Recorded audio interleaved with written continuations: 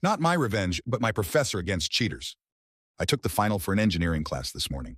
Usually one or two people will go to the bathroom during class, however, for totally unknown reasons. About half of the class needed to use the restroom during the exam.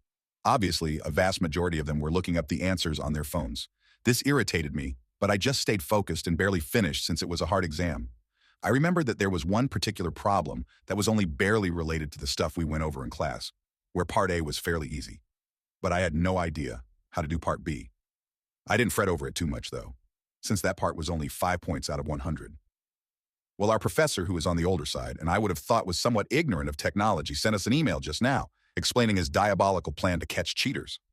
Many of the students in this class use Chegg, a website that has answers to lots of homework questions, if you're not familiar.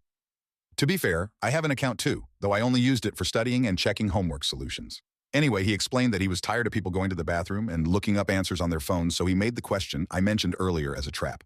He purposely made Part B impossible to solve, and about a month before the final, he got a TA with a Chegg account to ask the exact question, which was distinctly worded to be unique. He then created his own Chegg account and answered the question with a bullshit solution that seems right at first glance, but is actually fundamentally flawed and very unlikely that someone would make the same assumptions and mistakes independently. He said that out of 65 students, 48 of them fell for the trap, and that everyone who had his wrong solution on their exam was given a 0 and reported to the university for violating the academic honor pledge they signed on the front. He also sent an email to all the other professors in our department giving them the list of cheaters. Edit. I forgot to mention he gave full credit on Part B of the question to everyone else.